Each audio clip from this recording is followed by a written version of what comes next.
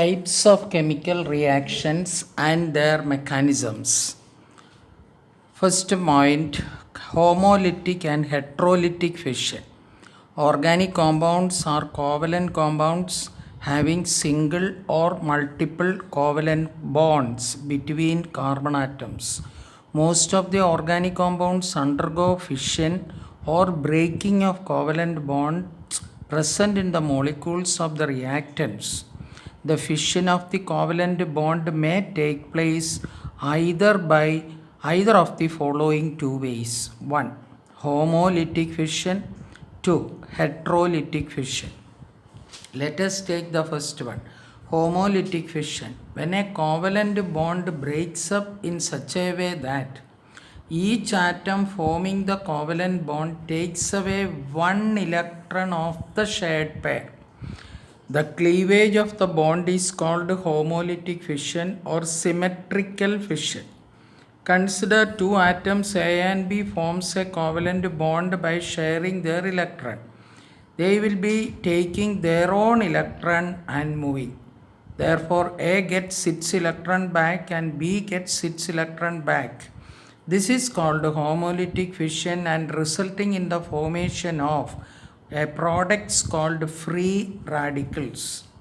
The homolytic fission of a covalent bond leads into the formation of atoms or groups of atoms having unpaired electron. The atoms or groups of atoms containing an unpaired electron formed by the homolytic fission of a covalent bond are termed as free radicals. The favored by this the homolytic fission of a covalent bond is favored by ultraviolet radiation, high temperature, and the presence of organic peroxides. Second, heterolytic fission. When a covalent bond breaks up in such a way that both the electrons belonging to the shared pair are taken away only by one of the atoms forming a covalent bond, and the cleavage of the bond is called heterolytic fission or unsymmetrical fission. The atom taking away both the shared electron is obviously more electronegative. For example, if atom B is more electronegative as compared to A heterolytic fission of the bond AB takes place as follows.